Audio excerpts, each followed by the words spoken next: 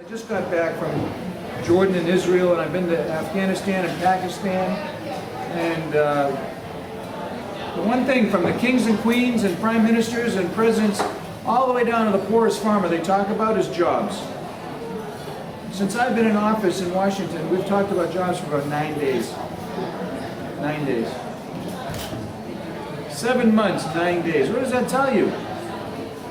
And the only way, one of the only ways we're going to get out of this economic mess is to make sure that we create jobs. We need to get that economic engine moving. We have a challenge ahead as well to try to make a difference and try to bring balance back to Beacon Hill.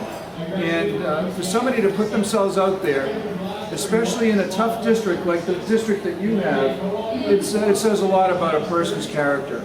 So I'm here to say thank you for everything that you did for me and being there in those cold winter days. And there were many of them, and it was very, very cold.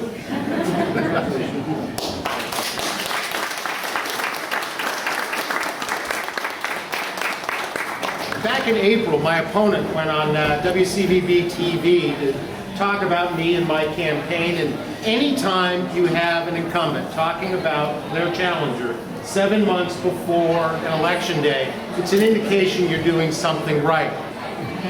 And at least one thing she said was accurate. She said much of my support would come from outside the district. Well, in this case, he's from Rentham, and he drives a truck. And I am proud to have his support. You know, in 2006, it was together we can. But nobody stopped to ask, together we can what? In 2008, it was change you can believe in. And nobody stopped to ask, but change to what?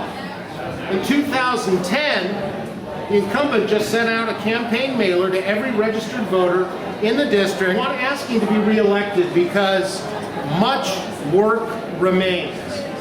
Well, I'm stopping to ask, and I'm asking all of you to ask, much work remains. Why?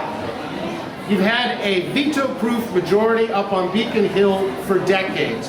What did you seriously want to get done that you couldn't get done, and who stopped you? Now, I've spoken to hundreds of voters across the district, Republicans, Democrats, Independents, and they're not asking for a whole lot. They're asking for a government that supports and encourages small businesses to grow and create jobs. They're asking for a government that lives within its means instead of constantly taking more and giving less in return to the people. Now they're telling me that's the kind of government they want. That's the kind of government they need. That's the kind of government they deserve. And that's when I turn around and ask them, great, would you help send me to Beacon Hill? Because that's the kind of government I want to work for. I was one of the first 10 signers of what's now ballot question 3 to roll the sales tax back from 6 1/4, not to 5, but to 3%. Now let me wrap up by again thanking Senator Brown for his support. He and I both understand there is one endorsement that really matters, and that's the endorsement that we will earn together on November 2nd.